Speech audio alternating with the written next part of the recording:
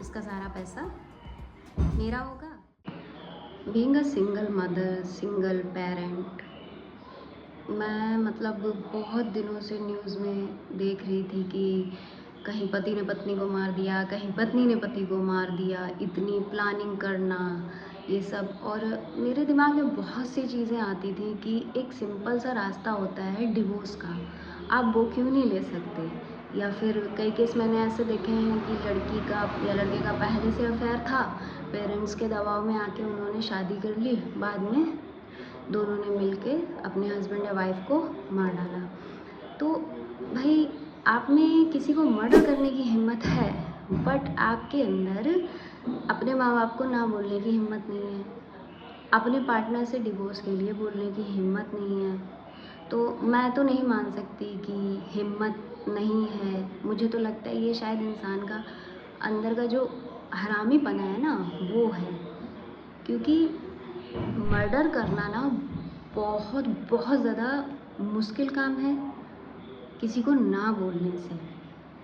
मैं भी डिवोर्स्ड हूँ और मैंने एक चीज़ एक्सपीरियंस की है कि एक जो विक्टिम होता है, जो मैरिज के बाद जो ये मतलब मर्डर वगैरह होते हैं, मैंने एक चीज़ बहुत अच्छे से एक्सपीरियंस की है कि जो विक्टिम होता है ना, उस शादी का वही अर्निंग हैंड होता है, और जो कल्प्रिट होता है वो जो है उसके पैसों, उसके जो है हर चीज़ पे पल रहा होता है। तो जो सेकंड वाला इंसान है, वो जो अर्निंग हैंड है, उसको नहीं जाने देना चाहता, उसको सब चाहिए। और वो जो दूसरा इंसान है, उसके लिए वो कोई इंसान, उसके बच्चों का बाप या बच्चों की माँ या पति या पत्नी नहीं है उसके लिए।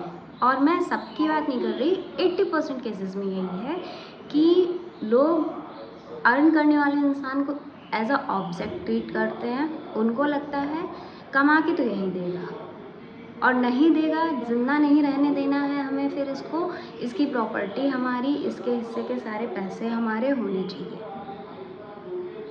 मतलब इतना ज़्यादा पैसों के पीछे भागना, स्वार्थ के पीछे भागना, ये सब इजी है, एक मर्डर प्लान हो जाएगा।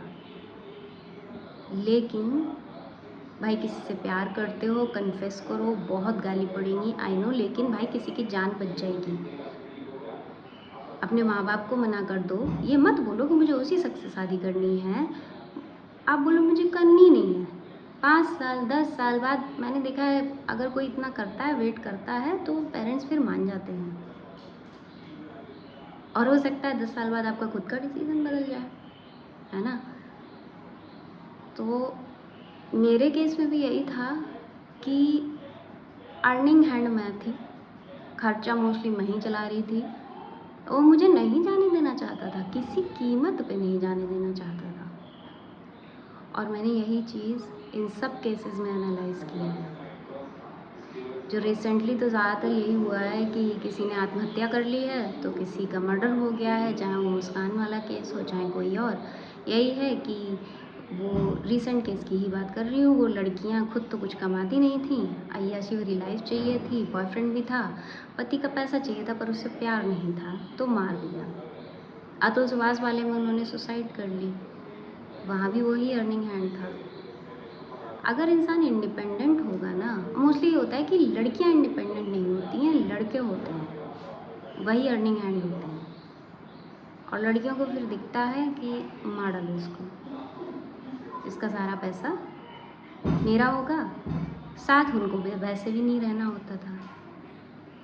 तो भाई, लड़कियों को चाहिए कि ये किसी का मर्डर करके आपके बच्चों की जो ज़िंदगी ख़राब करते हो ना, कि मतलब उनके बाप को मार डालो और फिर खुद भी चले जाओ, उन बच्चों का क्या हाल होता होगा पीछे, कैसे जीते होंगे वो। इतना स्वार्थी इंसान है सिर्फ पैसे के लिए।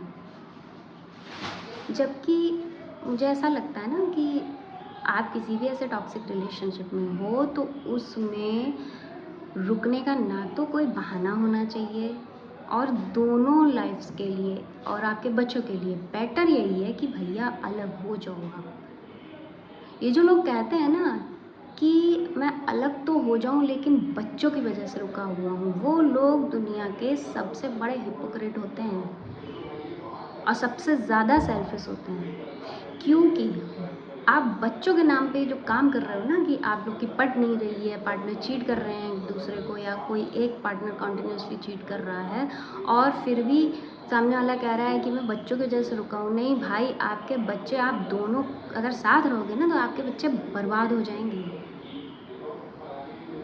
बचपन में बच्चे जब ये सब देखते हैं ना, और देखते हैं ऐसे कंप्रोमाइज़ेस देखते हैं, उनके लिए ये चीज़ें, ये घटिया चीज़ें बहुत नॉर्मलाइज हो जाती हैं।